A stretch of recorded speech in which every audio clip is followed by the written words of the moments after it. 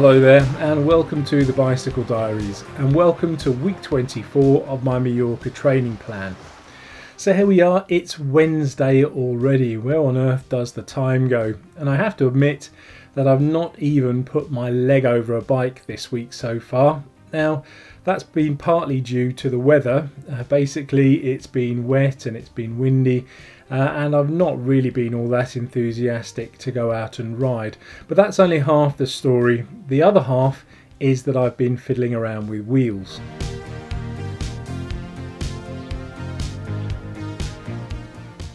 Now if you were watching this vlog a couple of months ago, you'll know that I was experiencing what I called the wheel-pocalypse. Basically every single set of wheels I owned had a problem. If it wasn't broken spokes, it was broken axles, and if it wasn't broken axles, it was broken rims. I bought a set of wheels to replace on the Trek. I had the broken spoke fixed on the Cannondale, and everything is all fine and dandy. A couple of weeks ago, I was watching some videos on YouTube by a chap called Drew, who runs a company called Spin on These, and he's a specialist wheel builder, and he particularly builds wheels for heavier riders. So I thought, oh, he's the chap for me. So I contacted him and he's very kindly sent me a set of very, very sexy wheels. Now, I have to say, that looks very, very nice. My initial thoughts were to use these wheels in my Trek, which uses caliper brakes. But unfortunately, when I tried to fit them, the caliper just would not open wide enough for the rim, so I was unable to do that. Fortunately, Drew had set the wheels up so that I could use them either with caliper brakes or with disc brakes. So my plan B now is to fit these wheels into my Cannondale.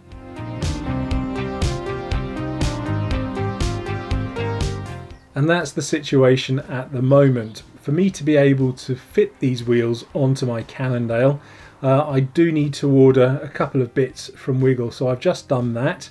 Hopefully that will all be turning up in either today or tomorrow, and once they've arrived I can start setting the wheels up and then hopefully take them out for a test ride. I can't wait.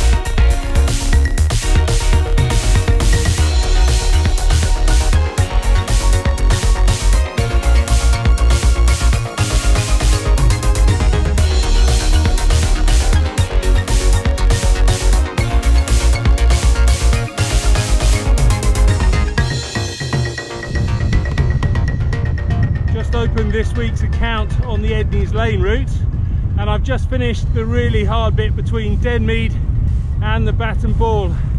I'm now on the descent into Hambledon, but it's a howling headwind. Good job I'm not pushing it tonight.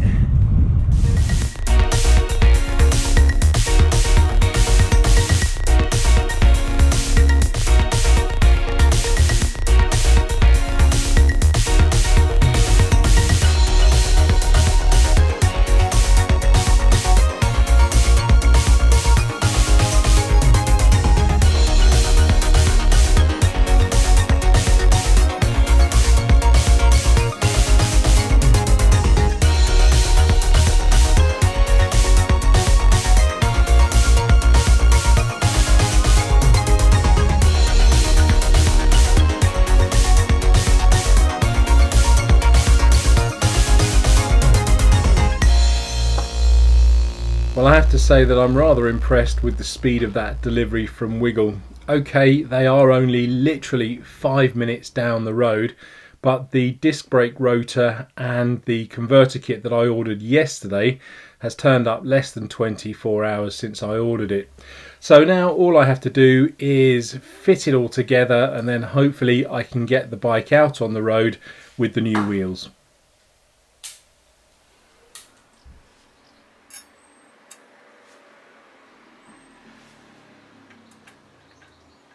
I had a very interesting Zoom call with Drew about the wheels yesterday. Basically, I wanted to know what made them special and what sort of benefits I, as a heavier rider, could expect from them. Now, I'll kind of paraphrase what he said here, although I will post the conversation in its entirety as a separate film. But essentially, what Drew said was that the wheels have been designed so that the deep sections will act a bit like sails. So instead of fighting the wind, whenever I get like a crosswind or something, the wheels will actually almost be pulled along by the wind. So in addition to that, they're also going to be a lot stronger and a lot more durable. So that's really, really good news for me as a heavier rider, especially considering all of the previous problems that I've had with wheels in the past.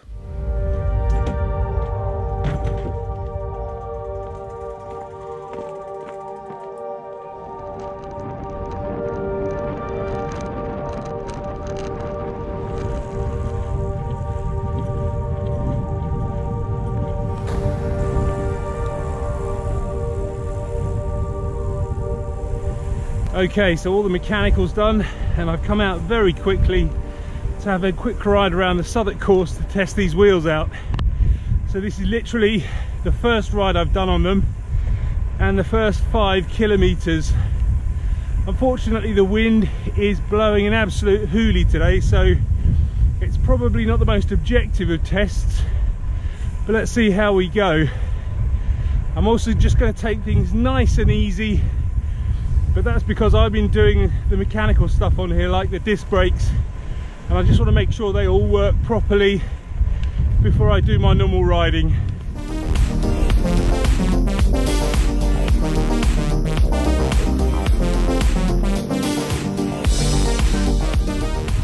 Just on 10 kilometers in, and the wheels are feeling pretty good. They obviously feel differently, but it's very hard to tell at the moment what makes them so different. The similarities with the old ones are that I'm running 28mm tyres, but I'm running very different tyre pressure. I've only got 85 psi in these when I normally ride 100.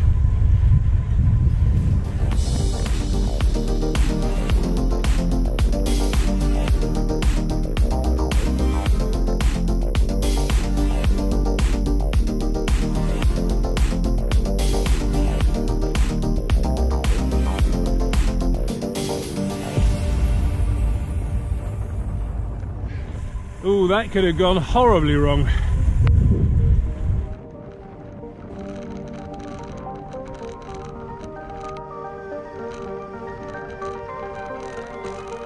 Thankfully, I managed to avoid remaking one of these scary government public information films from the 1970s that used to scare us children, and I made it home in one piece. And now that I've done my first ride on these wheels, I have to say that I'm really pleased with them. Okay, they didn't handle quite as I expected, but then the wind this evening was absolutely incredible. The ride itself was pretty smooth. I was riding on roads that I know for a fact are really, really bumpy, and while I did feel them, the tyres seemed to kind of smooth it out a little bit. Speed wise, it's a little bit early to tell. Basically, the wind was so strong this evening. When I was riding into the headwind, it was just sort of pushing me back, but then when I was riding with the wind, it really did feel like I was riding a lot faster. But was that the wind or was that the wheels?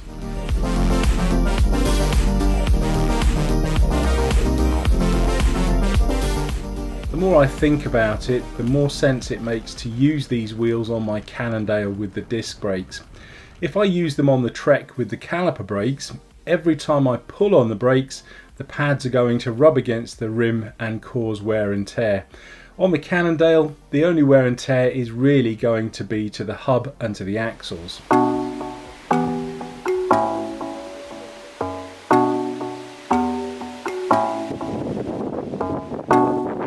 Unfortunately, the weekend was just wet and very, very windy, so I had to make do with a turbo session on Saturday afternoon, and then the weather did pick up a little bit on Sunday, and I went out and did 30 kilometres on the Buns Benton Hoe route. Now, of course, I did take the Cannondale, as that was another opportunity to try out these new wheels, and despite it being windy, my speeds were quite high, and at one point on the final leg home I was just gunning along, doing about 40 kilometres an hour, even into a full-on headwind, so I was really pleased with that.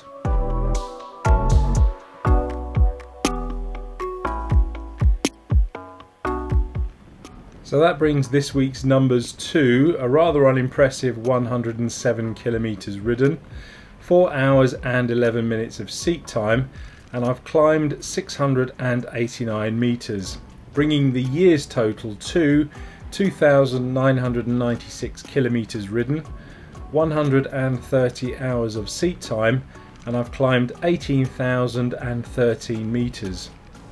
And if we go over to Strava, we can see that on Wednesday my fitness score was 56, on Friday it was 55, yesterday it was still 55, and today it was 57. Well, I'm not going to be setting any result boards alight with those totals this week, but hopefully when the weather picks up next week I will be going out and doing a few more kilometres.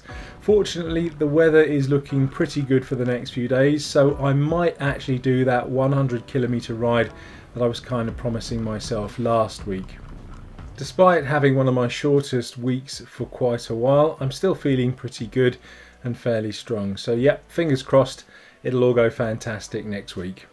Thanks for watching.